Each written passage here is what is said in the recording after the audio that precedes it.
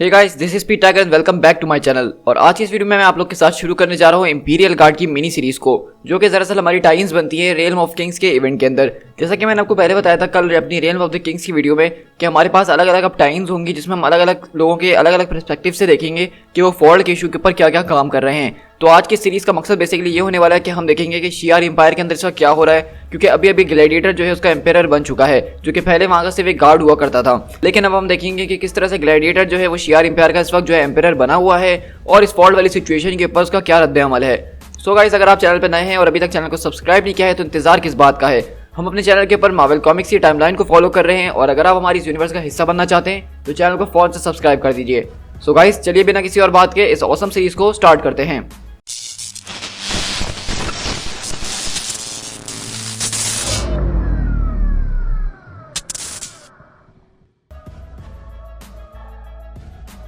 हमारी कहानी की शुरुआत एक प्लेनेट से होती है जहां पे इस वक्त मुकम्मल तौर पे जंग चल रही होती है। दरअसल मैं आपको यहाँ पे सिचुएशन को शॉर्ट करके बता देता हूँ कि यहाँ पे हो ये रहा है इस वक्त कि जैसे कि आपको पता है कि शियार एम्पायर की जब इकरी एम्पायर से जंग हुई थी तो वुल्कन ने जो थी अपनी हर एक मिलिट्री फोर्सेस को जो है लड़ने के अंदर लगा दिया था। और अब जो है वो प्लेनेट जिनको जबरदस्ती वुल्कन ने लड़ने के लिए कहा था, अब वो जो है शियार एम्पायर से बगावत पर उतर आए हैं और वो शियार एम्पायर के खिलाफ ही जंग करना चाह रहे हैं। तो इसी तरह हम देखते हैं कि यहाँ पे जो है कुछ सोल्जर्स जो हैं, कुछ जनरल ने एक ग्रुप बनाया हुआ होता है जो कि इस प्लेनेट के ऊपर अपना कब्जा हथियाना चाह रहे थे। लेकिन हम वहीं पे देखते हैं कि यहाँ पे जो है शियार एम्पायर की इंपीरियल गार्ड जो है वो यहाँ पे पहुंचती है, जिसके अंदर अलग अलग मेंबर्स और काफी लोगों से आप फेमिलियर हो ही चुके होंगे। लेकिन इनका बेसिकली मकसद यहाँ पे ये है कि यहाँ पे आके सब कुछ खत्म करें, ये सिविल वॉर जो चल रही है इसको बंद करवाएं। और हम देखते हैं कि सारे के सारे मेंबर्स बिल्कुल इसी तरह से कर रहे होते हैं। यहाँ पे हमें अलग अलग मेंबर्स को दिखाया जा रहा होता है कि कितने ज़्यादा ज़बरदस्त तरीके से वो अपनी पावर्स का इस्तेमाल करते हुए इन सारी की सारी चीज़ों को बंद कर रहे हैं। और इसी तरह हम देखते हैं कि उनका एक मेंबर वोल्टार जो होता है वो उनके जर्नल के पास आके उनके पीछे से एक चाकू मारता है, लेकिन अचानक उसके अंदर से एनर्जी एक्सप्लोड होना शुरू हो जाती है। तो प्लूटोनिया कहती है कि वोल्टार तुम्हें वहां से पीछे हटना पड़ेगा, इसके power grid out of control होते जा रहा है, वोल्टार पूरी की पूरी जगह उड़ने वाली है। लेकिन इससे पहले वो उसको समझा पाती, वहां पे हम देखते हैं कि एक जोरदार धमाका होता है जिसमें उनका अपना साथी वोल्टार और वो आदमी भी मारा जाता है। तो वहीं से हम देखते हैं कि न्यूट्रॉन आता है और पूछता है कि प्लूटोनिया तुम ठीक हो बिल्कुल? तो वो कहती है कि हाँ मैं तो बिल्कुल ठीक हूँ, क्योंकि मैंने अपनी फेस थ्रू वाली पावर्स को इस्तेमाल करा था, लेकिन अफसोस के साथ वोल्टार इससे बच ना सका। मुझे अफसोस के साथ कहना पड़ेगा कि वोल्टार को आज जो है हमें एक बोरी के अंदर भर के ले जाना होगा। और इसी तरह हम यहाँ से शिफ्ट होते हैं मेंटर के पास। अब मेंटर को मैं आपको बताता चलूँ कि ये इंपीरियल गार्ड का पुराना मेंबर है, एक पूरी टीम का जो मास्टरमाइंड होता है ये वो है। तो पहले ये जो था एक सिर्फ नॉर्मल सा मेंबर हुआ करता था, लेकिन आपको पता होगा कि जैसे कि इंपीरियल गार्ड के अंदर एक क्रिएटर होता है जो कि दरअसल उनका एक लीडर कहलाता है जो उस पूरी टीम के ऊपर नजर रखता है। जैसे कि पहले ग्लैडिएटर एक क्रिएटर हुआ करता था अपनी टीम का, तो वो तो अब एम्पायर बन चुका है, तो वो जो उसका रोल था लीडर वाला अब वो मेंटर के पास चले गया है। तो इसी तरह हम देख रहे होते हैं कि ये सारी की सारी टीम्स के ऊपर सुपरवाइज कर रहा होता है और वहाँ पे जो कुछ भी हो रहा होता है वो सब कुछ जो है अपना एम्पायर यानी कि ग्लैडिएटर को बता रहा होता है। तो आप देख रहे हैं कि यहाँ से हमें एक पावर शिफ्ट नजर आ रहा है। जो ग्लैडिएटर जो कि पहले मैदान जंग के अंदर सबसे आगे आगे हुआ करता था और अपनी फोर्सेस को लेकर लीड करता था, अब वो यहाँ पे बैठा हुआ सिर्फ इन सब के बारे में सुन रहा है। और यही सब ग्लैडिएटर को देखते हैं कि वो अपने यहाँ पे मशवरे दे रहा होता है लोगों को कि उनको ऐसा करना चाहिए, उनको वैसा करना चाहिए, और कहता है कि मुझे माफ़ कर देना मेंटर, मैं थोड़ा सा जज्बाती हो रहा हूँ। जैसा कि तुम जानते हो कि मेरा न्यूली एवेलेटेड स्टेटस जो कि मैजिस्टर का है, यहाँ बैठ के सब चीज़ों को देखना और किसी चीज़ में इन्वॉल्व ना होना ये मेरे लिए काफ़ी मुश्किल है, क्योंकि मैं इतने सालों तक वो करता आया हूँ जो वो लोग कर रहे हैं। तो वहीं से मेंटर बोलता है कि मैं आपके इस कंसर्न को हाईली अप्रिशिएट करता हूं मैजिस्टर, मगर मैंने आपकी जो है इस चीज़ को ध्यान में रखते हुए पहले ही वहाँ पे जो है इंपीरियल गार्ड की कमांडो फोर्स को वहाँ पे भेज दिया है, ताकि इस कॉम्बैट खतरे से जो है वो लोग किसी भी अच्छे तरीके से प्रिसाइसली हैंडल कर सकें। Commando force morning star establish link, तो मुझे रिपोर्ट करो कि वहाँ पे इस वक्त क्या चल रहा है। और इस तरह हम देखते हैं कि इंपीरियल गार्ड की जो कमांडो फोर्स होती है ये उनका दूसरा इदारा है। तो और हम देखते हैं कि यहाँ पे वो बताते हैं कि hello ops, this is Morning Star, हम लोग स्काई डॉक से 10 सेकंड की दूरी पे हैं। और इस तरह हम देखते हैं कि यहाँ से ये टीम जो है ज़बरदस्त तरीके से एंगेज होती है और वहाँ पे जो कुछ भी मशीनरीज वगैरह होती हैं उनको ज़बरदस्त तरीके से बर्बाद करना शुरू करती हैं। यहाँ पे दरअसल ये जो वार वॉर्ड्स थे, अब ये पहले शियार एम्पायर के लिए काम करते थे, लेकिन अब इन लोगों ने बगावत कर ली है और शियार के खिलाफ इस्तेमाल करने की कोशिश कर रहे थे। तो इसलिए यहाँ पे वो लोग अपनी अपनी शक्ति को इस्तेमाल करके सब शट डाउन कर रहे हैं, ताकि यहाँ पे जो चीज़ें हो रही हैं उनको रोका जाए, कोई शियार के खिलाफ बगावत ना कर सके। और बेसिकली हमें यहाँ पे यही दिखाया जा रहा था कि कितने ज़बरदस्त तरीके से ये सब जो है फाइट कर रहे होते हैं और यहाँ पे लड़ाई झगड़ा चल रहा होता है। लेकिन हम देखते हैं कि वहीं पे अचानक जो एक बहुत बड़ा सा जहाज होता है जो उसको डिसेबल कर रहे होते हैं, तो वो उनकी टीम से आउट ऑफ कंट्रोल हो जाता है और वो पूरा का पूरा जहाज जो है वो उन लोग के ऊपर सीधा गिरने लग जाता है। और वहीं से वो बोलते हैं उनके मेंबर कि मुझे नहीं लगता कि अब हम इससे शायद बचने वाले हैं, क्योंकि ये बहुत बड़ी चीज़ है जिसको हम संभाल नहीं पाएंगे।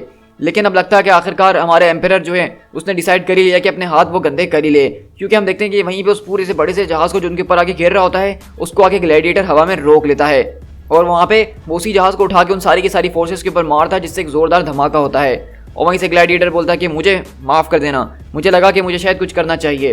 तो वहीं से वो लोग बोलते हैं कि आपको अपोलोजाइज करने की कोई ज़रूरत नहीं है क्लार्क, मेरा मतलब मैजिस्टर। और वहीं से वो बोलता है कि हमें इस बात की खुशी हुई कि आपने हमारे यहाँ पे आगे मदद करी। तो वहीं से ग्लैडिएटर बोलता है कि फिर तो बहुत ही अच्छी बात है। तो इसका मकसद ये है कि हम आज के इस ऑपरेशन को एक सक्सेसफुल कंक्लूजन डिक्लेयर कर सकते हैं। और इसी तरह हम देखते हैं मेंटर बता रहा होता है कि लास्ट पॉकेट रेजिस्टेंस जो था उसको भी न्यूट्रलाइज कर दिया गया है। ऑर्बिटल शिपयार्ड जो था वो खत्म हो चुका है मैजिस्टर, और जो भी लोग हमारे खिलाफ उड़ने की कोशिश कर रहे थे अब उनको जो है मुकम्मल तौर पे बंद कर दिया गया है। वहाँ पे हमने पूरा का पूरा मार्शल लॉ लगा दिया उस प्लेनेट के ऊपर। तो वहीं से क्लार्क बोलता है कि तुम लोगों ने बहुत बढ़िया काम करा है एडमिरल। प्रिएटर मेंटर को जो है मेरी रिस्पेक्ट जरूर भिजवा दीजिएगा कि उन्होंने इंपीरियल गार्ड को आज बहुत अच्छे तरीके से गाइड करा, जिसके जरिए ये जीत हमारी आज हो सकी। क्या उसके अलावा कोई और बात है काउंसिलर अकारी? तो वहीं से वो कहती है कि बिल्कुल मैजिस्टर, मेरे पास एक छोटी सी चीज़ है। तो वो लोग कहते हैं कि आपने जो आज अपना इन्वॉल्वमेंट वहाँ पे दिखाया है, पर्सनल इन्वॉल्वमेंट, वो उसके बारे में हमें कुछ बात करनी है। तो वहीं से ग्लैडिएटर बोलता है कि मैं इस बात को अच्छी तरीके से जानता हूँ कि एक मैजिस्टर जो है वो कभी भी इस तरह जंग के मैदान में जाके अपने हाथों में चीज़ें नहीं लेता है, क्योंकि इन सब चीज़ों के अंदर एक अननेसेसरी रिस्क होता है जिसको लेने की कोई ज़रूरत नहीं होती है। लेकिन इस बात को मैं कैसे भूल सकता हूँ कि मैंने एक लंबे अरसे तक एज अ प्रिएटर जो है इस गार्ड को सर्व किया है, और मेरा पास जो एक्सपीरियंस है वो बहुत ही वैल्यूबल है, जिसको मैं इतनी आसानी से रिटायर नहीं होने दूंगा। और उसके अलावा मेंटर, तुम इन लोगों को बताओ कि आखिरकार मुझे मारना कितना मुश्किल है, मुझे किसी से कोई खतरा नहीं है।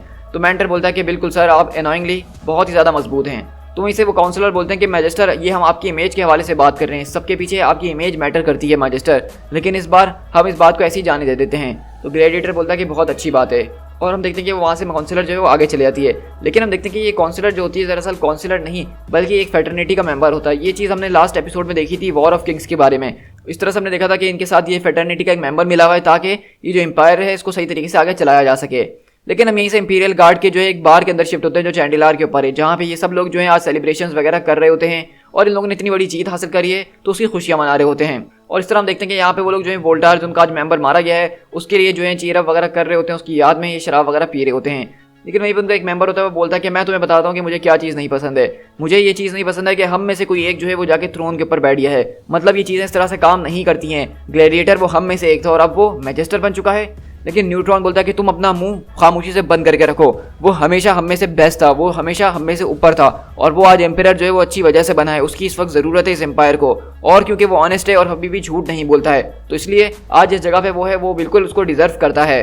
और इस तरह हम देखते हैं कि वहीं पे दूसरे मेंबर्स आपस में ये बात कर रहे होते हैं कि तुम्हारी बात बिल्कुल ठीक है, लेकिन क्लार्क सिर्फ एक गाय है, न्यूट्रॉन और एम्पायर जो है उससे कुछ ज़्यादा ही होना चाहिए। तो न्यूट्रॉन बोलता है कि तुम्हें इस वक्त नहीं पता है कि तुम किस बारे में बात कर रहे हो।